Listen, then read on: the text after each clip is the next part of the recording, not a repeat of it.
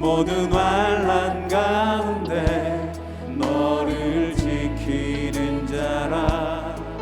두려워하지 말라. 내가 널 도와주리니 놀라지 말라. 내 손 잡아주리라. 나의 안에 거하라. 나의 안에 거하라. 나는 내 하나님이니 모든 환난 가운데 너를 지키는 자라. 두려워하지 말라. 내가 널 도와주리니 놀라지 말라. 내 손 잡아주리라. 내가 너를 지명하여 불렀나니 너는 내 것이라. 내 것이라. 너의 하나님이라. 내가 너를 몸에 안고 존귀하게 여기노라. 너를 사랑하는 내 여호와라. 제2장. 그때 가이사 아구스도가 영을 내려 천하로 다 호적하라 하였으니 이 호적은 구레뉴가 수리아 총독이 되었을 때 처음 한 것이라. 모든 사람이 호적하러 각각 고향으로 돌아가매 요셉도 다윗의 집 족속이므로 갈릴리 나사렛 동네에서 유대를 향하여 베들레헴이라는 다윗의 동네로 그 약혼한 마리아와 함께 호적하러 올라가니 마리아가 이미 잉태하였더라. 거기 있을 그때 해산한 날이 차서 첫 아들을 낳아 강보로 싸서 구유에 누였으니 이는 여관에 있을 곳이 없음이로라. 그 지역의 목자들이 밤에 밖에서 자기 양떼를 지키더니 주의 사자가 곁에 서고 주의 영광이 그들을 두루 비추매 크게 무서워하는지라. 천사가 이르되 무서워하지 말라. 보라, 내가 온 백성에게 미칠 큰 기쁨의 좋은 소식을 너희에게 전하노라. 오늘 다윗의 동네에 너희를 위하여 구주가 나셨으니 곧 그리스도 주시니라. 너희가 가서 강부에 쌓여 구유에 뉘어 있는 나귀를 보리니 이것이 너희에게 표적이니라. 하더니 후련히 수많은 천군이 그 천사와 함께 하나님을 찬송하여 이르되 지극히 높은 곳에서는 하나님께 영광이요 땅에서는 하나님이 기뻐하신 사람들 중에 평화로다. 천사들이 떠나 하늘로 올라가니 목자가 서로 말하되 이제 베들레헴으로 가서 주께서 우리에게 알리신 바 이 이루어진 일을 보자. 빨리 가서 마리아와 요셉과 구유에 누인 아기를 찾아서 보고 천사가 자기들에게 이 아기에 대하여 말한 것을 전하니 듣는 자가 다 목자들이 그들에게 말한 것들을 놀랍게 여기되 마리아는 이 모든 말을 마음에 새기어 생각하니라. 목자들은 자기들에게 이르던 바와 같이 듣고 본 그 모든 것으로 인하여 하나님께 영광을 돌리고 찬송하며 돌아가니라. 할렐루야. 우리 삶에 평안을 주실 주님을 기대하며 오늘 우리는 참 평화의 왕이라는 제목으로 함께 말씀을 나누기를 원합니다. 성도님들에게 우리나라의 위대한 왕이 누구라고 생각하십니까? 라고 묻는다면 누구라고 대답을 하시겠습니까? 아마 많은 분들은 세종대왕을 생각하지 않을까 생각합니다. 세종대왕은 왕이 되면서 집현전을 넓혀 많은 학자를 양성하고 우리가 잘 알고 있는 물시계인 자경로도 만들며 과학에도 발전이 있었지만 그뿐 아니라 의료, 음악에도 관심을 가지며 모든 제도의 완성을 이루는 위대한 왕이었습니다. 그런데 오늘 우리가 함께 읽었던 말씀에도 아주 위대한 왕이 나오고 있습니다. 그 이름은 바로 가이사 아구스도입니다. 그런데 성경에서는 가이사 아구스도라고 나오지만 역사적으로 알려져 있는 이름은 로마의 초대 황제인 옥타비아누스입니다. 당시 로마의 정치체제는 공화정이라는 틀을 가지고는 있었지만 삼두 정치의 틀을 깨고 실질적으로 로마의 최고 통치자가 된 옥타비아누스가 황제가 되는 것은 당연해 보이는 순서였습니다. 그러나 옥타비아누스는 황제에 오르기를 거부합니다. 이에 공화정의 상징이라고 할 수 있는 원로원이 당신은 로마에서 가장 존귀한 자라고 그를 찬양하며 아우구스투스라는 칭호를 선사합니다. 그는 황제라 이름이 불리지는 않았지만 황제의 권한을 가지고 로마를 통치했기 때문에 역사에서는 로마의 초대 황제라고 칭하고 있습니다. 그는 마치 앞에서 언급한 세종대왕처럼 모든 영역에 탁월함을 보였습니다. 주특기였던 전쟁뿐 아니라 행정이면 행정, 정치면 정치, 심지어 건축까지 모든 부분에서 탁월했기에 로마는 평화를 누리게 되었고 로마에 의한 평화라고 사람들은 칭송하기 시작합니다. 로마 황제 옥타비아누스가 통치하던 시기로부터 로마의 평화가 시작되었기에 사람들은 이 시기부터 180년간을 팍스 로마나라고 외치며 그로부터 제국이 평화를 누렸다고 말합니다. 그러나 이 평화는 로마 제국의 시민들에게는 평화의 시기였을 수 있었으나 제국의 식민 지배를 받는 식민지 민중들에게는 존귀한 자라 불리는 절대 권력에 의한 폭력과 착취의 시기였습니다. 그 팍스 로마나 시기에 절대적 권력을 갖고 있던 황제가 로마 전역에 명령을 내립니다. 어떠한 명령일까요? 누가복음 2장 1절에서 3절입니다. 그때 가이사 아구스토가 영을 내려 천하로 다 호적하라 하였으니 이 호적은 구레뇨가 수리아 총독이 되었을 때에 처음 한 것이라. 모든 사람이 호적하러 각각 고향으로 돌아가매. 천하의 모든 백성들은 모두 자신의 고향으로 돌아가 호적을 하거라. 황제는 이렇게 외칩니다. 이것은 황제가 계속하여 제국의 안정을 도모하기 위해 군사력을 확보하기 위한 목적과 조세를 원활히 하여 재정적으로 안정을 유지하기 위한 목적이었습니다. 그리고 절대 권력가였던 로마 제국 황제의 명령에 따라 모든 사람들은 자신의 발걸음을 고향으로 향하게 되었습니다. 모든 사람들이 인구조사를 하러 가고 있는 가운데 성경을 보니 하나님께서는 한 가정을 주목하고 계십니다. 그 가정은 바로 다윗의 가문인 요셉의 가정입니다. 사실 마태복음에서도 평행 복문으로 예수님의 탄생을 언급하고 있지만 마태복음은 아버지 요셉에게 초점을 맞추고 있고 오늘의 본문인 누가복음에서는 요셉과 야코난, 마리아를 주목하고 기록하고 있습니다. 아마 출산을 해보신 성도님들께서는 아시겠지만 마리아는 출산을 앞두고 있어 내 몸 하나 건사하기도 쉽지 않았을 것입니다. 더구나 그들은 나사렛에서 베들레헴까지 약 145km의 먼 거리를 이동해야만 했습니다. 그 거리는 서울에서 세종까지의 거리에 해당되어집니다.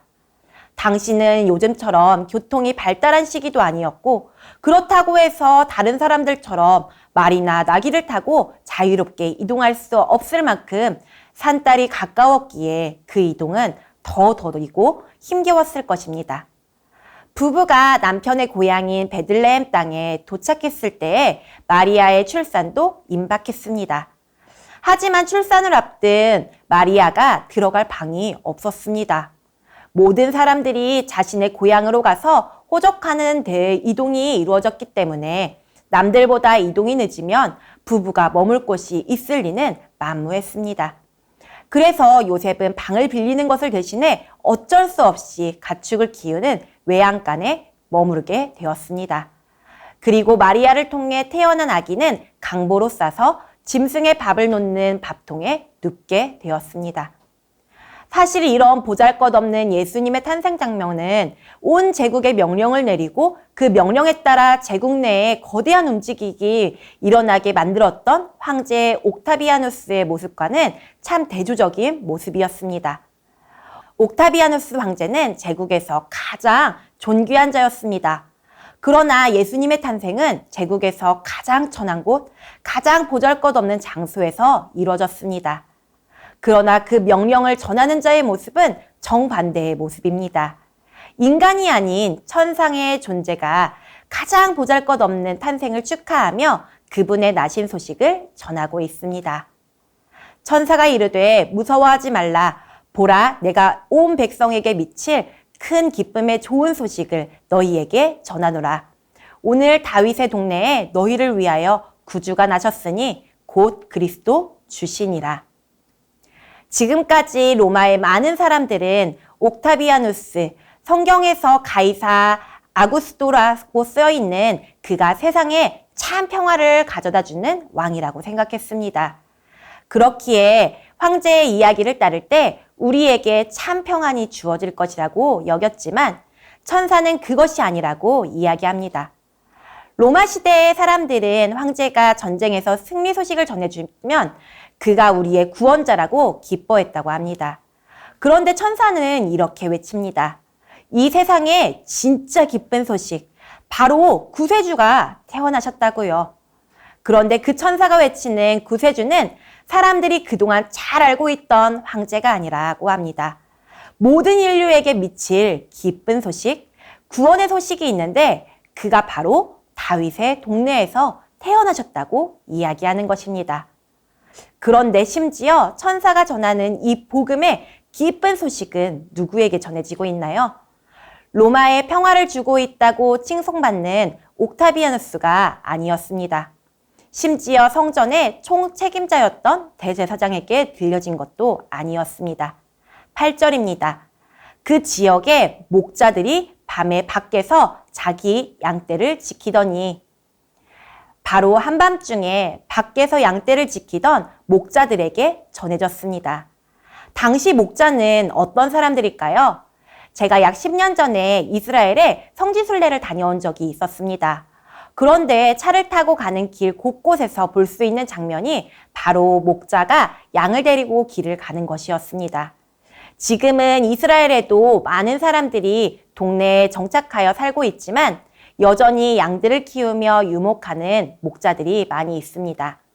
그런데 2000년 전 이스라엘에서 지금보다 더 흔하게 볼 수 있는 사람들이 바로 목자였습니다. 그들은 그다지 귀하다고 여겨지지 않는 천한 직업을 가진 사람들로 여겨졌습니다. 더운 낮에는 양들에게 물을 먹이고자 먼 거리를 이동해야만 했고, 어두운 밤에는 빛도 없는 곳에서 맹수로부터 양들을 지켜야만 하는 힘들고 위험한 일들을 했기 때문입니다. 예수님이 태어나시던 날에도 목자들은 어김없이 자신의 양떼를 지키고 있었습니다. 목자들은 양을 지키던 들판에서 천사들이 전하는 복된 소식을 듣게 된 것입니다. 왜 하나님께서는 특별한 것이 전혀 없는 목자들에게 천사를 보내어 전했을까요? 그것은 구원자 예수님께서 이 땅에 오심은 어떠한 특별한 사람들을 위해 오심이 아니라는 것을 말씀해 주길 원하셨습니다. 평범한 사람들, 아니 가난하고 소외된 모든 사람들을 위해 예수님께서 이 땅에 오셨음을 보여주기 위함이었습니다. 만약 예수님께서 당시 팍스 로마나를 이루던 옥타비아누스의 아들이거나 당시 훌륭한 장군의 아들로 태어났다면 권위도 있고 힘도 있었을 것입니다. 하지만 하나님께서는 그런 궁궐이나 부잣집을 선택한 것이 아니라 가장 낮고 천한 자리를 선택하셨습니다. 그리고 직접 그 낮은 곳에 있는 모든 사람들과 친구가 되어주셨습니다. 천사들이 목자들에게 소식을 전한 이유는 예수님께서 이 세상에 구원자로 오셨다는 기쁜 소식을 가난하고 소외된 모든 자들에게 전하셨음을 대표하는 사람들이기 때문입니다. 온 인류에게 미칠 복된 소식을 들은 목자들은 어떻게 했을까요? 천사들이 떠나 하늘로 올라가니 목자가 서로 말하되 이제 베들레헴으로 가서 주께서 우리에게 알리신 바 이 이루어진 일을 보자 하고, 그들은 천사가 떠나자마자 본인들이 천사에게 들었던 이 복된 소식이 사실인지 그 일을 직접 눈으로 보러 갔습니다. 그리고 베들레헴에 가보니 천사들이 이야기한 대로 마리아와 요셉 그리고 구유의 누인 아기를 찾게 되었습니다. 천사가 전한 그 복된 소식이 진짜라는 것을 알게 되었습니다. 이 복된 소식을 알게 된 목자들은 또 이어 어떻게 했을까요? 목자들은 자기들에게 이르던 바와 같이 듣고 본 그 모든 것으로 인하여 하나님께 영광을 돌리고 찬송하며 돌아가니라. 그들은 자신들이 천사를 통해 들었던 이야기를 보고 그 모든 것이 사실임에 먼저 하나님께 영광을 돌렸습니다. 또 더 나아가 하나님께 감사의 찬송을 고백했습니다. 여기서 찬송을 의미하는 헬라어 아이네오는 칭찬하다라는 의미를 지니고 있습니다. 헬라어에 찬송을 의미하는 많은 단어가 있지만 아이네오라는 단어는 보통 신의 위대하심이나 신의 사역에 대한 존경을 고백할 때에만 사용하곤 합니다. 아마 목자들은 이런 생각을 하지 않았을까요? 나는 주변 사람들 그 누구에게도 인정받지 못한 천한 사람인데 이런 나를 위해, 이런 나를 구원해 주시기 위해 하나님께서 예수님을 보내주셨구나. 구유의 누이신 예수님께서 분명 나를 구원해 주시고 이 땅에 참된 평화를 주실 왕이야. 구원의 선물을 보내주신 하나님 감사합니다. 목자들은 자신이 생각지 못한 정말 큰 선물을 받았음에 감사하며 하나님께 찬양을 고백했을 것입니다. 오늘 본문에서 말하는 바는 명확합니다. 아우구스투스는 겉으로는 평화의 왕으로 보였지만 그 진정한 구원이나 평화를 주지 못했던 왕이었습니다. 심지어 어떤 사람들에게는 특전된 평화의 왕이었습니다. 하지만 예수님은 보잘것없는 탄생이었고 소외되고 평범한 사람들의 찬양을 받으셨지만 모든 인류를 구원하신 왕이었습니다. 세상 사람들은 아우구스투스처럼 지금 현재 내 눈앞에 보이는 화려한 왕, 나에게 지금 이 시간 평화를 주는 왕을 보기를 원하며 또한 따르길 원합니다. 하지만 그리스도인은 우리는 달라야 합니다. 우리에게 평화를 주시고자 직접 낮은 자리를 선택하러 오신 왕, 소외되고 평범한 모든 사람들에게 참 평안을 주시고자 이 땅에 오신 왕을 보아야만 하고 그분을 따라야만 합니다. 참 평화를 주시려고 이 땅에 오신 주님을 기억하며 함께 누가복음 4장 18절에서 19절 말씀을 함께 읽어볼까요? 주의 성령이 내게 임하셨으니 이는 가난한 자들에게 복음을 전하게 하시려고 내게 기름을 부으시고 나를 보내사 포로된 자에게 자유를, 눈먼 자에게 다시 보게 함을 전파하며 눌린 자를 자유롭게 하고 주의 은혜의 해를 전파하게 하려 하심이라 하였더라. 예수님은 가난하고 소외된 자들에게 복음을 전하고자 이 땅에 오신 왕이십니다. 또한 병든 자들에게 자유를 선포하시기 위해 오신 왕이십니다. 그 하나님의 사랑으로 우리도 이제 평안을 입었습니다. 목자들이 자신을 구원해 주시기 위해 참 평화의 왕으로 오신 예수님께 감사하며 기쁨으로 감사를 고백한 것처럼 우리 삶에도 찬양의 고백이 넘쳐나길 원합니다. 더 나아가 아직 이 복음의 소식을 듣지 못한 자들에게 복음을 선포하기에 힘쓰는 우리 더사랑의 교회 성도님들 되시길 축복합니다. 이 시간 들은 말씀들을 기억하며 함께 기도하길 원합니다. 참 평화의 왕으로 오신 예수님께 감사하며 찬양하는 삶이 되도록 인도하옵소서. 아멘. 복음의 소식을 모르는 자들에게 복음을 전하는 증인의 삶이 되도록 인도하옵소서. 아멘. 다음 주부터 진행되는 특별 새벽 기도회를 통해 온 가족이 주님을 찬양하도록 인도하옵소서. 아멘.